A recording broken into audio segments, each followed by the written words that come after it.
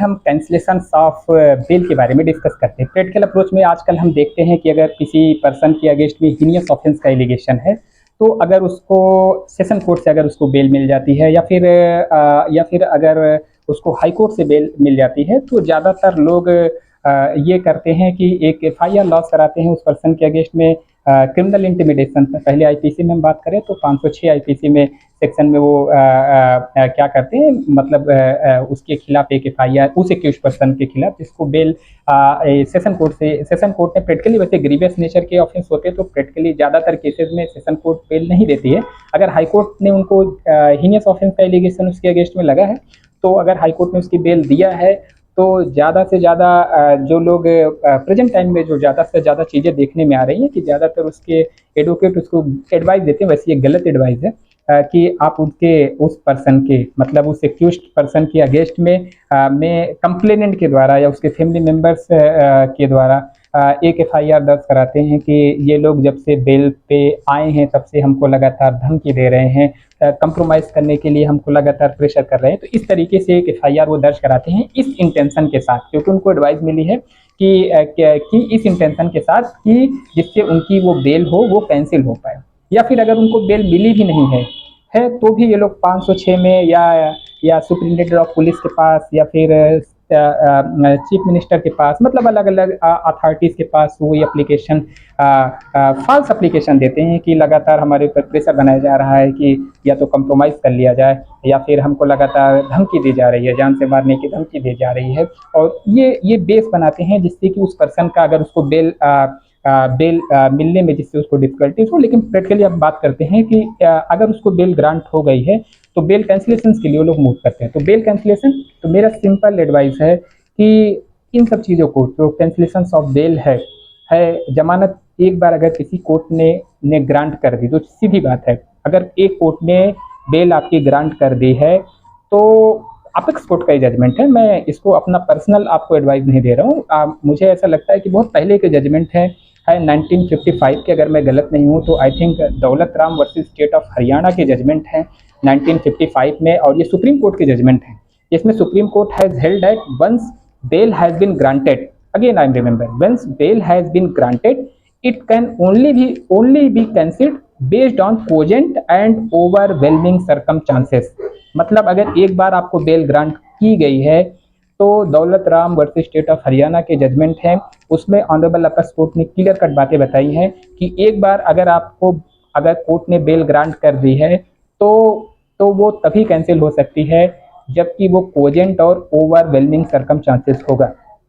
Proceeding for cancellation of bail are not in the nature of an appeal from the grant of bail. और आगे भी ये चीज़ें आपको समझ लेनी चाहिए कि जो बेल कैंसिलेशन की जो आप एप्लीकेशन फाइल करते हैं वो अपील के नेचर में नहीं होती है, and therefore a court must look for the circumstances that warrant cancellation of bail, such an interference or attempt to interference with the due course of justice or abuse of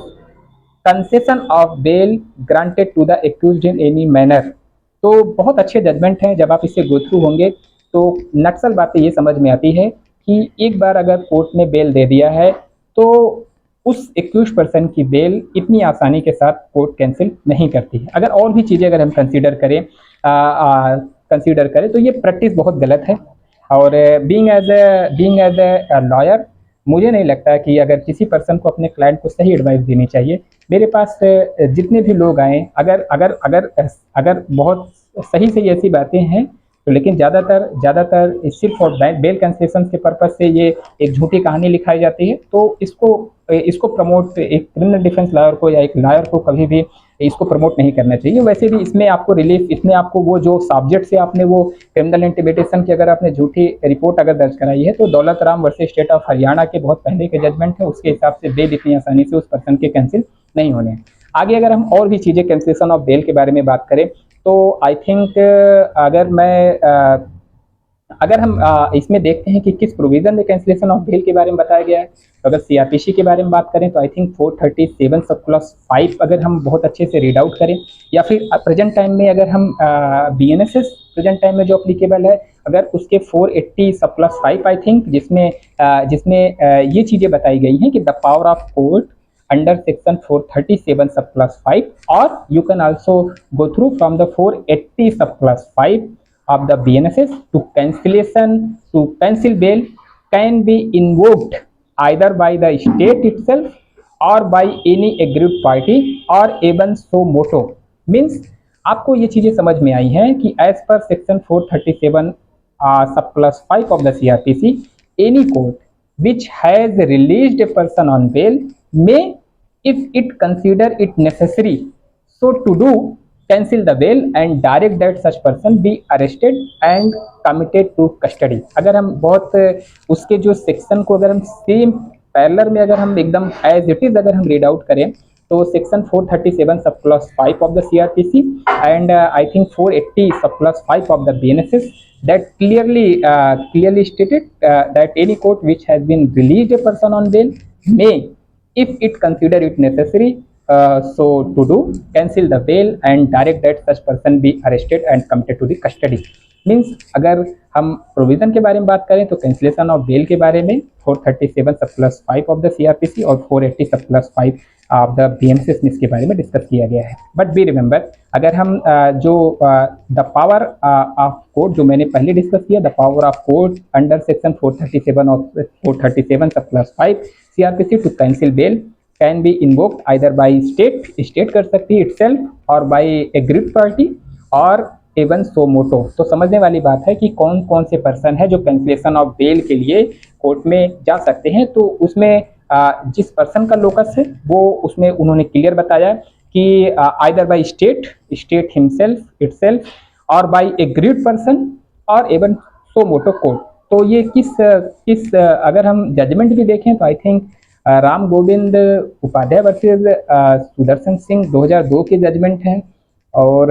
अगर मुझे जहाँ तक याद है I think Puran versus Ramvilas 2013 की judgement है, if I am wrong make me correct. तो इसमें ये चीज़ें बताई गई हैं कि बेल कैंसिलेशन के लिए कौन कौन से पर्सन जा सकते हैं. तो बेल कैंसिलेशन के लिए स्टेट इटसेल्फ जा सकती है, एक ग्रुप पर्सन जा सकती है, एक ग्रुप पार्टी जा सकती है और even that court suo motu cancellation of bail की एप्लीकेशन को कंसिडर कर सकती है. आगे भी अगर हम एक बहुत अच्छे जजमेंट देखें I think cancellation of bail से रिलेटेड, तो मुझे लगता है कि आपको उसमें भी देखना चाहिए मजिस्ट्रेट आर्ट टू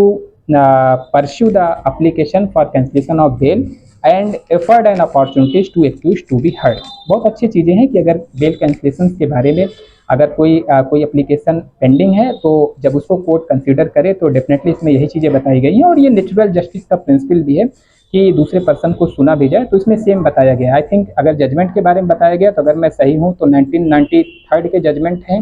जहाँ तक मुझे लगता है कि RJ I am missing the judgement but I think you can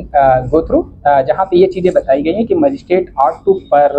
pursue the application for cancellation of bail and afford and opportunities to accuse to be heard. बिना एक्यूज पर्सन को सुने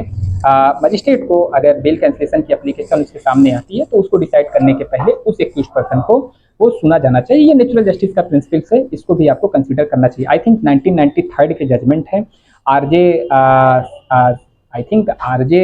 सरमिया versus RP पटनाकर के judgement है 1993 के, जिसमें ये चीज़ें बताई गई और वो